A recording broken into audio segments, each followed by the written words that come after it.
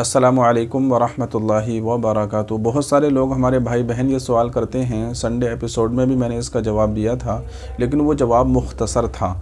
तो ये सवाल करते हैं कि 3 वक्त में कुरान करीम क्या नहीं पढ़ना चाहिए? असर के बाद, इसी तरीके से सुबह को जब सूरज तुलू होता है, इसी तरीके से जो ज़वाल का वक्त होता है, यानी जो अवकात मकरूहा होते हैं ना, यानी जिन अवकात में जिस वक्त में नमाज़ पढ़ना मकरूह होता है और नमाज़ पढ़ना मना है, कि इस वक्त में कुरान करीम का पढ़ना भी मना है। अगर कुरान करीम हम पढ़ेंगे तो क्या हमको गुनाह मिलेगा या कुरान करीम का सवाब हमको नहीं मिलेगा? तो देखिए, सबसे इसका आसान जवाब यह है कि किसी वक्त भी 24 घंटे में कोई भी मिनट, कोई भी सेकंड ऐसा नहीं है कि जिसके अंदर कुरान करीम पढ़ना मना है, या अगर आप कुरान करीम पढ़ेंगे तो आपको सवाब नहीं मिलेगा। पूरे 24 घंटे में, पूरे दिन और रात में किसी वक्त भी आप चाहें तो कुरान करीम को पढ़ सकते हैं। इसके अंदर कोई हरज की बात नहीं है, आपको मुकम्मल सवाब मिलेगा।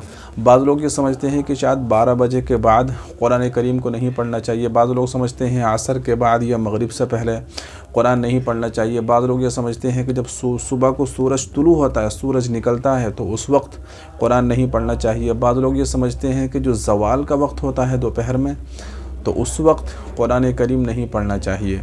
तो देखिए, अगर वक्त की बात की जाए तो पूरे दिन में किसी भी वक्त कुरान करीम को आप पढ़ सकते हैं। लेकिन हाँ, उलमा ने ये बात ज़रूर लिखी है कि जो अवकात मकरूहा होते हैं, यानी जो मगरिब से कुछ पहले का वक्त है, इसी तरीके से जो सुबह को सूरज के तुलू होने का वक्त है, इसी तरीके से जो दोपहर में ज़वाल का वक्त है, तो इन 3 वक्तों में उलमा ने ये लिखा है कि बेहतर ये है कि इस वक्त में कुरान करीम की तिलावत ना की जाए, बल्कि ज़िक्र व अज़कार, दुरूद शरीफ वग़ैरह, अल्लाह तबारक व तआला का ज़िक्र अगर किया जाए, कलीमा तय्यबा ला इलाहा इल्लल्लाह, यानी ज़िक्र व अज़कार अगर आप करें तो ये ज़्यादा बेहतर है।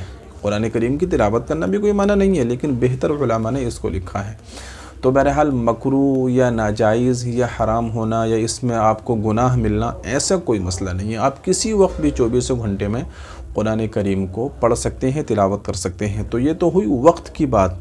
अब एक होती है हालत, कि बाज़ हालतें ऐसी हैं कि उसमें आप कुरान करीम को नहीं पढ़ सकते। जैसे कि अगर किसी को एहतलाम हो जाए, सोते सोते किसी को एहतलाम हो गया, तो एहतलाम की हालत में आप कुरान करीम नहीं पढ़ सकते। इसी तरीके से अगर किसी ने अपनी बीवी से हम बिस्तरी की, तो हम बिस्तरी के बाद अगर कोई नापाक हो गया, तो जब तक वो पाकी हासिल न कर ले, गुस्ल न कर ले, उस वक्त तक कुरान करीम की तिलावत को नहीं कर सकता। इसी तरीके से हमारी माँ बहनों को, ख़वातीन को, औरतों को, लड़कियों को अगर हैज़ और नफास हो, तो हैज़ और नफास की हालत में जब तक वो उससे पाक ना हो जाएं, तो ऐसी हालत में कुरान करीम को नहीं पढ़ सकती। इसी तरीके से अगर आप बिल्कुल नंगे हैं, आपका सतर खुला हुआ है, तो सतर खुले हुए होने की हालत में भी कुरान करीम को नहीं पढ़ना चाहिए। इसी तरीके से आप टॉयलेट में हैं, आप पेशाब पखाना कर रहे हैं, तो ऐसी हालत में भी कुरान करीम को नहीं पढ़ना चाहिए। तो बस ये कुछ हालतें थीं कि जिसमें कुरान करीम को नहीं पढ़ना चाहिए। तो हालत का मसला अलग है, लेकिन वक्त अगर आप पाक हैं तो आप किसी भी वक्त में 24 घंटे कुरान करीम को पढ़ सकते हैं। लोगों के अंदर जो ये गलत फहमी है कि 3 अवकात में, यानी जिन वक्तों में नमाज नहीं पढ़ सकते, नमाज़ पढ़ना मकरूह है, उसी वक्त में कुरान करीम पढ़ना भी मकरूह है, तो ऐसा कुछ भी नहीं है। देखिए, कुरान करीम के ना पढ़ने के लिए, यानी उसको मकरूह कहने के लिए या गलत कहने के लिए कोई ना कोई दलील चाहिए ना।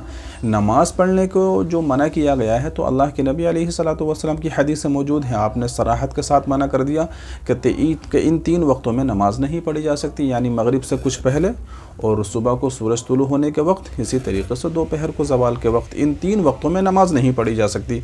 नमाज को अल्लाह के नबी ने सराहत के साथ मना कर दिया, लेकिन कुरान करीम को तो कहीं भी मना नहीं किया। तो इसको मना करने के लिए, इसको नाजायज़ कहने के लिए कोई ना कोई दलील चाहिए, हालांकि दलील तो कोई भी नहीं है। तो इसलिए कुरान करीम का पढ़ना बिल्कुल भी मकरूह नहीं है। आप किसी वक्त भी पढ़ सकते हैं, चाहे रमज़ान का महीना हो, रमज़ान के अलावा हो। आमतौर से होता यह है कि रमज़ान के महीने में लोग कुरान करीम की तिलावत असर के बाद करते हैं, अपने काम काज से फारिग हो गए तो असर से मगरिब तक करते हैं।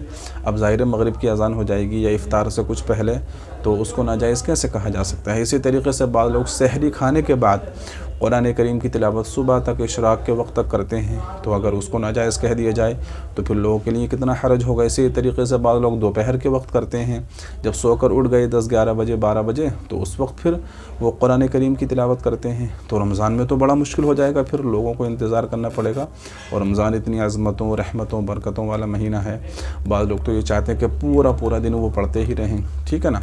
तो बहरहाल चाहे रमज़ान का महीना हो, रमज़ान के अलावा कोई सा भी महीना हो, किसी वक्त भी आप कुरान करीम की तिलावत कर सकते हैं, कोई गुनाह की बात नहीं है। तो अगर आपको इस मसले के बारे में मालूम था तो आप कमेंट करके बताइए, और अगर नहीं मालूम था तब भी आप कमेंट करके बताइए, और अगर इसी तरह का कोई और मसला हो तब भी आप कमेंट कीजिए, इंशाअल्लाह आपका जवाब दिया जाएगा। और इस वीडियो को शेयर भी कीजिए। दुआओं की गुजारिश है। अस्सलामु अलैकुम व रहमतुल्लाहि व बरकातुहू।